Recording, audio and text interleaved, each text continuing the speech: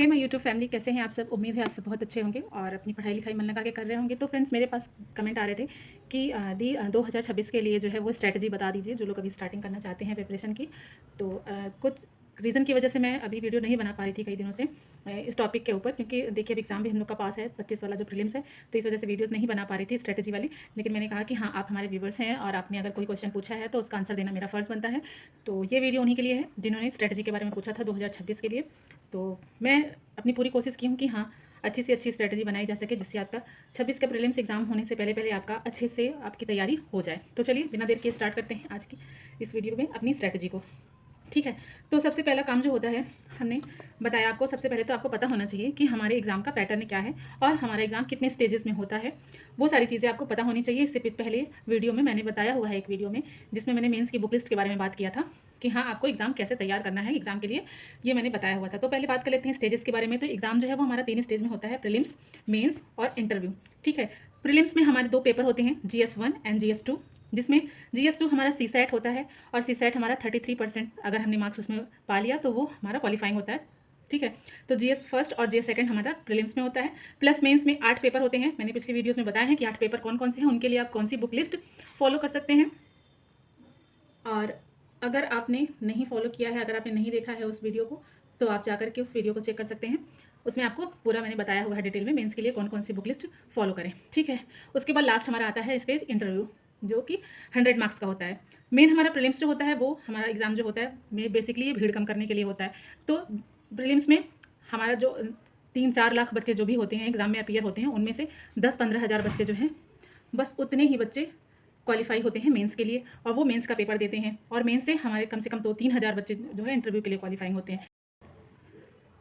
तो बात कर लेते हैं मेंस की। तो मेंस हमारा जो है वो 1500 मार्क्स का होता है और इंटरव्यू हमारा 100 मार्क्स का होता है। और इन्हीं दोनों नंबर से, इन्हीं दोनों एग्जाम से हमारा जो है मेरिट बनता है और इसी से हमारा जो है रैंक हमारी डिसाइड होती है। अगर हम इसमें मेंस के मार्क्स और इंटरव्यू के मार्क्स को ऐड करके रैंक हमारी डिसाइड होती है। ठीक है, तो चलिए अब हम स्ट्रैटेजी की बात कर लेते हैं। तो कैसे स्टार्टिंग करते हैं अपनी प्रिपरेशन की।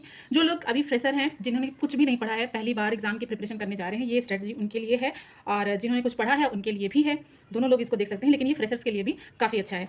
तो जो लोग फ्रेशर हैं उनके लिए बता दूं कि फर्स्ट 3 मंथ आपको क्या करना है, अपना फाउंडेशन जो है वो स्ट्रॉन्ग करना है।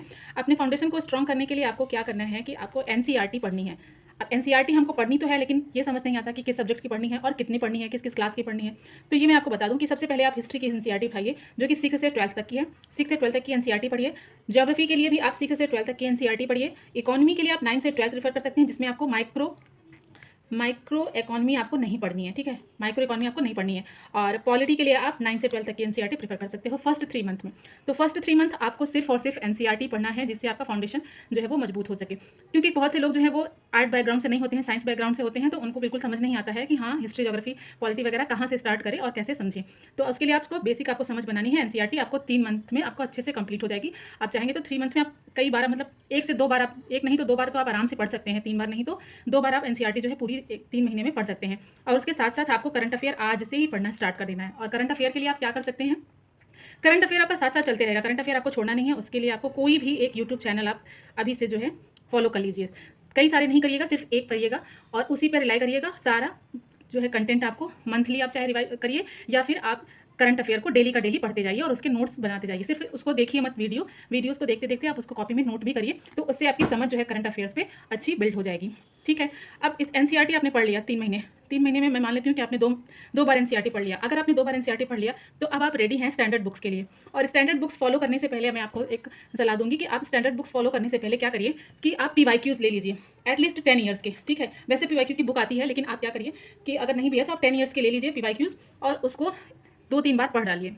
बस आपको कुछ नहीं करना कि आपको क्वेश्चन आते हैं कि नहीं आते हैं, बस आपको क्वेश्चन देखना है, उसकी एनालिसिस देखनी है, बस और कुछ नहीं करना है।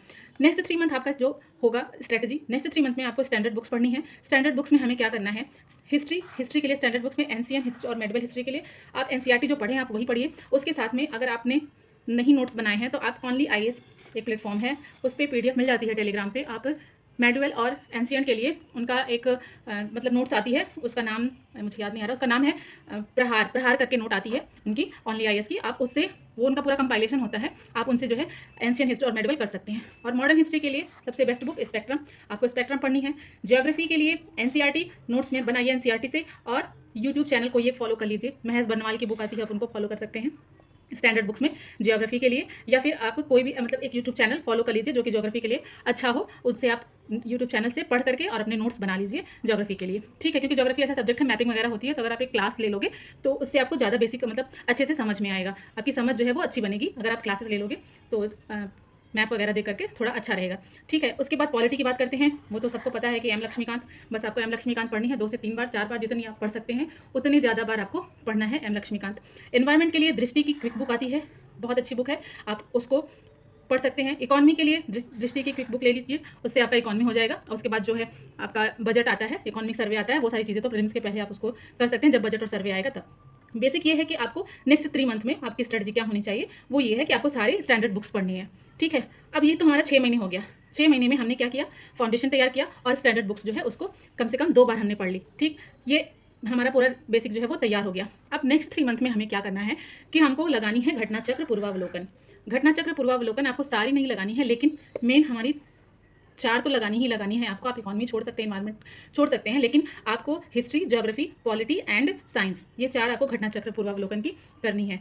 साथ के साथ आपको, अब इतना आपने फाउंडेशन पढ़ लिया है, स्टैंडर्ड बुक्स पढ़ ली है, तो आप मेंस के लिए आप मेंस के पेपर को एनालिसिस कर सकते हैं। इतनी समझ आपकी बन जाएगी इन सब चीज़ों को पढ़ने के बाद कि आप मेंस के जो पेपर हैं, पीवाईक्यूज़ हैं, बस आप उसको उठाइए, उसी को एनालिसिस करिए और उसमें जो भी टॉपिक दिए गए हैं उसके नोट्स बनाइए बस। और आपको मेंस के लिए कुछ और नहीं करना है कि जो पीवाईक्यूज़ हैं उन्हीं से टॉपिक छाट के आपको नोट्स बनाने हैं, किस किस टॉपिक का बार बार रिवीजन हो रहा है और किस टॉपिक से कैसे क्वेश्चन बन रहे हैं, ठीक। ये आपको नेक्स्ट 3 मंथ में फिर से करना है। तो 9 महीने की आपकी पूरी स्ट्रेटजी कंप्लीट हो गई, जिसमें पहले 3 मंथ आपको एनसीईआरटी पढ़नी है, फिर नेक्स्ट 3 मंथ आपको स्टैंडर्ड बुक्स पढ़ना है, फिर नेक्स्ट 3 मंथ में आपको घटना चक्र पूर्वावलोकन और मेंस की पीवाईक्यू एनालिसिस करनी है, ठीक है। उसके बाद आ जाता है हमारा लास्ट 2 मंथ की स्ट्रेटजी जो क्या होगी, उसमें सिर्फ हमको प्रीलिम्स के लिए रिवीजन करना है और पूर्वावलोकन लगानी है, टेस्ट सीरीज लगानी है। तो आई होप आपको ये वीडियो अच्छी लगी होगी और स्ट्रेटजी आपको पसंद आई होगी। अच्छी लगी तो प्लीज़ वीडियो को लाइक करिएगा, चैनल पर नया सब्सक्राइब करिएगा। मिलते हैं आप लोगों से नेक्स्ट वीडियो में, तब तक के लिए अपना बहुत ख्याल रखिए और कोई प्यारी होगी तो